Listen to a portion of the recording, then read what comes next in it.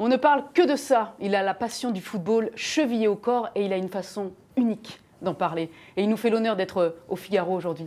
Bonjour Luis Fernandez. Bonjour. On est ravis de vous recevoir ici. C'est gentil de m'accueillir. Bon, tout le monde vous reconnaît évidemment. Vous faites partie de l'histoire du sport français par votre palmarès de joueur et puis vos résultats d'entraîneur évidemment. Et puis beaucoup de gens vous écoutent depuis de nombreuses années sur RMC tous les soirs en semaine. Vous venez de faire paraître une autobiographie pour qu'on vous connaisse un petit peu mieux. C'est celle-ci, Luis, oui, aux éditions Hugo Sport. Ce Luis qui a un poids très important dans votre livre quand on le prononce. Si vous deviez le définir, qui est-il ? C'est un vrai passionné, un vrai combattant, quelqu'un avec un caractère un peu de temps en temps impulsif, mais voilà, quelqu'un qui a... Luis, c'est quelqu'un que tout ce qu'il fait, il essaie de le faire avec, on va dire, avec beaucoup de sincérité, avec une certaine honnêteté, puis d'essayer d'être le plus juste possible. Puis voilà, c'est le caractère de Luis. Voilà. Quelle personne ou quel événement vous a poussé à écrire ce livre? Parce que tous les grands sportifs ne le font pas. Dans votre cas, on pensait en savoir assez sur vous, parce que vous parlez régulièrement dans les médias, vous êtes effectivement à la radio et à la télévision régulièrement. Qu'est-ce qui vous a poussé à l'écrire ce livre? Bah, tu sais, quand on est dans une année comme celle de... On est en 2016, il y a un championnat d'Europe qui va se jouer, et puis tu as envie de réagir aussi, tu as envie de raconter un peu, et puis quand tu vois un peu l'image du football, en ce moment qui se dégrade, hein, tu sais, tu as des périodes qui sont bonnes et des périodes qui sont un peu moins bonnes. Alors tu as envie de raconter, tu as envie de leur dire aux jeunes, voilà, on peut toujours y arriver, on peut toujours, il y a toujours on peut avoir des opportunités, des possibilités. Et puis voilà, en écrivant ce livre, c'est de leur dire, voilà, c'est aussi en ayant un comportement, en ayant un bon parcours, en essayant de faire les choses relativement bien, d'être toujours à l'écoute. Voilà, c'est important que les jeunes sachent, puis par l'occasion, que voilà, on peut toujours, même quand on est dans une situation un peu compliquée au départ, on peut toujours s'en sortir par le travail, par un sérieux, puis oui, vous êtes l'enfant des Minguettes à Lyon qui, par la force du poignet, est arrivé aujourd'hui là où il est. Pourquoi c'était si important pour vous de montrer l'image d'un homme qui n'a jamais rechigné à la tâche et qui s'est toujours engagé avec passion? Pourquoi c'était si important de le montrer comme ça? Je n'ai jamais renoncé. J'ai toujours été quelqu'un avec des principes. J'ai eu... on va dire, ça n'a pas... C'est pas toujours facile, hein. Vous savez, vous êtes dans des combats, vous êtes dans des rencontres, vous êtes dans des matchs, vous êtes sous le feu de l'actualité, vous êtes censé... voilà, on peut aussi éventuellement vous juger. Et quand vous êtes un acteur sur le terrain, ou quand vous êtes un acteur sur le bord du terrain, c'est-à-dire qu'en tant que joueur, en tant qu'entraîneur, et il y a des périodes où il y a des périodes qui ne sont pas faciles, hein, il y a des périodes qui sont difficiles. Vous avez été victime, vous le dites, d'injustice, selon vous? Il y a une certaine injustice, mais bon, l'injustice, elle fait partie, elle est intégrante dans notre... Ça fait partie de la règle du jeu. Ça fait partie de la règle du jeu. Elle est dans le métier, parce que vous le savez très bien, quand on aime, quand on n'aime pas, quand on a... On ne peut pas plaire à tout le monde, vous l'avez vécu. On ne peut pas plaire à tout le monde, et puis voilà, c'est aussi, quand vous êtes un acteur... il y a certains médias, voilà, ou des supporters qui vous aiment, d'autres qui vous aiment un peu moins, voilà, parce que c'est comme ça. Mais on essaie de traverser, on va dire, dans ce monde, il faut essayer de le vivre, d'être à l'intérieur, et parfois c'est compliqué. Après, alors, dans ce livre, donc, qui fourmille évidemment d'anecdotes, etc., c'est vraiment l'univers du football tel que vous l'avez vécu à travers votre regard. Alors vous avouez évidemment parfois avoir été excessif, avoir été un emmerdeur. Malgré tout, en vous lisant, on se demande si parfois vous n'avez pas idéalisé un peu votre personnage pour sortir comme un personnage un peu exemplaire, quelqu'un d'un peu unique sur lequel il faudrait avoir un regard un peu admiratif et suivre son exemple. Ce n'est pas que j'ai toujours été exemplaire. Parce que, tu sais, sur le terrain, il faut avoir une attitude, un comportement. Tu sais, j'ai un tempérament. Quand tu commences à démarrer dans ce monde-là, dans le monde du football, tu es censé peut-être ne pas avoir les qualités requises. Il te faut travailler, il te faut t'améliorer, progresser. Et cela ne passe que par le travail, par être à l'écoute et d'essayer d'avoir cette progression et de progresser. C'est-à-dire que quand tu arrives dans un centre de formation du Paris Saint-Germain, tu as envie d'intégrer l'équipe professionnelle. Le jour quand tu en as l'opportunité et que tu réussis, tu as envie d'y rester. Pour y rester, il faut travailler, il faut toujours regarder, observer. Tu as envie toujours de faire plaisir à tes entraîneurs. Ne pas décevoir. Ne pas décevoir. Moi, ça a toujours été dans mon attitude, c'est de ne pas décevoir. De ne pas décevoir déjà les miens, mes proches, ma maman, mes frères et mes soeurs dans cette époque, qu'ils soient fiers de son fils ou de ses frères, qu'ils soient fiers de moi. Et puis voilà, après, ça a toujours été ça, c'était une de mes convictions, ne pas décevoir, essayer d'être toujours à la hauteur, d'essayer de répondre toujours présent. Mais aujourd'hui, vous diriez que vous aimeriez être source d'inspiration pour les plus jeunes? Non, je ne suis pas une source d'inspiration, mais j'ai toujours été dans l'engagement, dans cet engagement que j'ai pris en m'engageant. Tu sais, quand tu deviens, j'ai eu à choisir entre la nationalité espagnole et française, j'ai choisi la France. Pourquoi je choisis la France? Parce que c'est un pays qui m'accueille, à moi, à mes frères et mes sœurs et ma maman, dans lequel on accepte cette culture, dans laquelle on a grandi. La France me donne cette notoriété, me donne cette possibilité de devenir et de réussir. Vous aimeriez être à la hauteur. Vous avez toujours cherché à être à la hauteur de ce qu'on vous a. J'ai porté le maillot de l'équipe de France pendant 60 fois. J'ai toujours j'ai essayé de le porter dans les meilleures dispositions, dans les meilleures conditions. Ensuite, c'est pour ça, c'est pour leur dire, ces jeunes, voilà, on peut y arriver, on peut.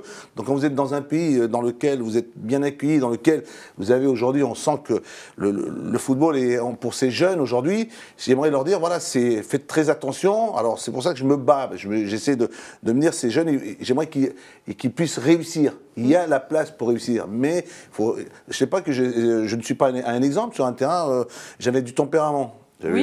J'étais quelqu'un de très engagé. C'est-à-dire que j'avais une très forte personnalité. Je savais que tu sais, c'est le terrain de football, c'est 11 contre 11. Il faut toujours savoir qu'on a des adversaires. Et les adversaires, ils ne sont pas là pour faire de cadeaux, et on le voit encore aujourd'hui. Hein. Il faut gagner sa place, il faut essayer de répondre présent. Tu sais, il faut avoir une certaine continuité dans tes performances, il faut rester. Moi, en équipe de France, quand j'en ai fait 60, c'est quand j'ai fait la première, j'ai voulu en faire 200. À la 60e, j'en pouvais plus. Bon, j'ai arrêté ma carrière. C'est pour ça que j'ai toujours envie. Est-ce que vous diriez, si aujourd'hui on dit de vous que vous êtes quelqu'un d'exceptionnel, d'hors norme, c'est-à-dire vraiment en dehors de la trajectoire normale d'un individu? Pas jusqu'à là. Non, je ne suis pas quelqu'un d'exceptionnel, je suis quelqu'un qui est parti, qui est arrivé, et puis qu'aujourd'hui a quand même réussi un parcours dont j'en suis fier. Voilà, avec ma femme, avec mes enfants, voilà, c'est mes frères, une famille. Voilà, je suis content de mon parcours qui n'est pas encore terminé. J'ai envie de continuer, j'ai envie d'avancer. Voilà, mais vous diriez que vous êtes quelqu'un qui ne fait pas les choses comme les autres, malgré tout? On dit que un personnage un peu, voilà, c'est un personnage différent, avec son caractère. Parfois, ça vous a joué des tours. On vous a parfois mis sur la touche. Vous avez eu le sentiment d'être différemment traité de la plupart des joueurs. C'est que lorsque tu es sur un terrain, tu as des choix à faire. Oui. Tu es dans une position dans laquelle on te demande il faut peut-être aller à droite et tu vas à gauche. Et sur le terrain, c'est pareil. Tu sais, c'est une certaine lecture du jeu. Tu vois, dans ma position de milieu de terrain, c'est d'avoir une lecture du jeu. Et parfois, tu sais, tu prends tu fais le mauvais choix. Oui. Dans le football, pareil. Ça nous est arrivé. Tous les éléments qui composent ce monde-là, ça nous est arrivé de faire des erreurs.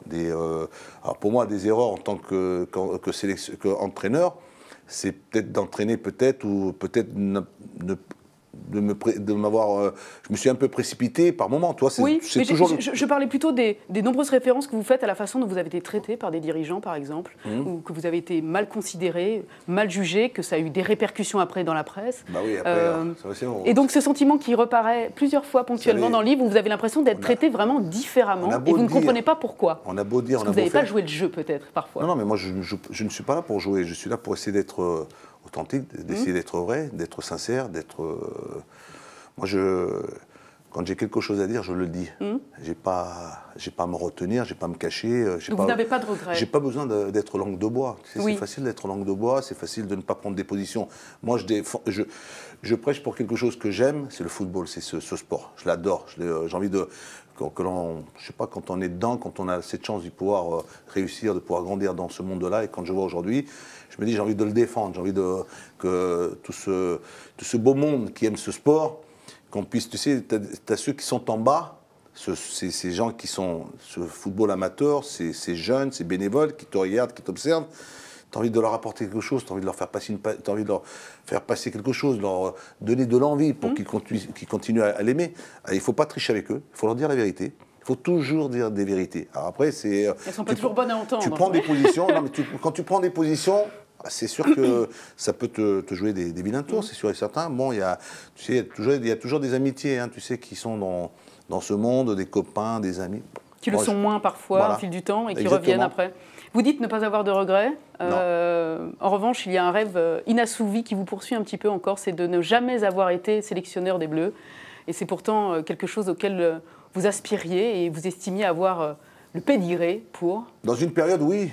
Oui, parce que dans une période, tu es aujourd'hui, ce n'est plus le cas. Non, ce n'est plus le cas aujourd'hui. Non, mais il faut le reconnaître. Aujourd'hui, on a un très bon entraîneur, sélectionneur, Didier Deschamps. On en a eu un avant, c'était Laurent Blanc. Non, mais te dire, tu sais, tu as des périodes comme ça où quand le vent tourne en ta faveur, quand tu es dans une situation qui est prolifique, qui est bonne, on peut éventuellement à ce moment-là penser à ce poste. Peut-être dans une période, je l'ai peut-être rêvé, j'ai peut-être pensé, mais bon, maintenant c'est fini. Je pense que maintenant c'est derrière. On n'y pense plus. Qu'est-ce qu'on peut vous souhaiter pour la suite, Luis Fernandez ? De rester le plus longtemps possible dans ce monde-là, qui est un monde assez compliqué, assez difficile, que l'on aime, que j'aime, parce que c'est quelque chose...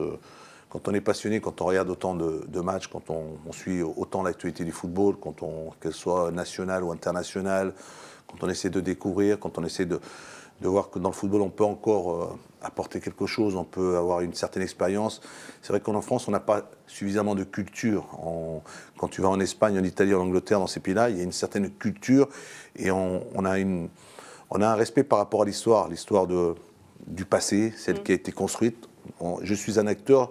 Oui, le respect des anciens ? Le respect des anciens, par rapport à l'acteur, mais je n'ai pas été le seul acteur, on a été plusieurs à faire que l'équipe de France ou à faire que le Paris Saint-Germain. C'est ça, c'est l'histoire. Et en France, on a une tendance assez rapidement à balayer, à oublier tout ce qui a été fait avant. Alors que tu vas en Angleterre ou tu vas dans ces pays, que ce soit l'Italie, l'Angleterre, l'Allemagne, on a toujours une tendance à la protéger, l'histoire. On protège l'histoire parce que l'histoire, sans elle, on ne serait pas là.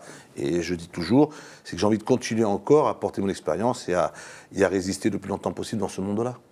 Merci beaucoup, Luis Fernandez, pour cet entretien. C'est gentil. On rappelle donc le titre de votre autobiographie, Luis, tout simplement, aux éditions Hugo Sport. Et puis on va préciser évidemment, donc c'est un livre à recommander à tous les fans de football et aux amateurs de sport qui veulent découvrir et comprendre un peu la carrière d'un champion. On vous retrouve sur RMC également du lundi au jeudi de 18h à 20h, c'est ça, dans Louis Attaque. Louis Attaque. Et vous êtes aussi consultant sur beIN Sport.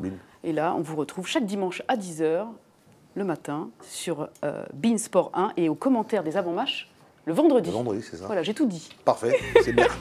Merci beaucoup. C'est gentil, merci beaucoup.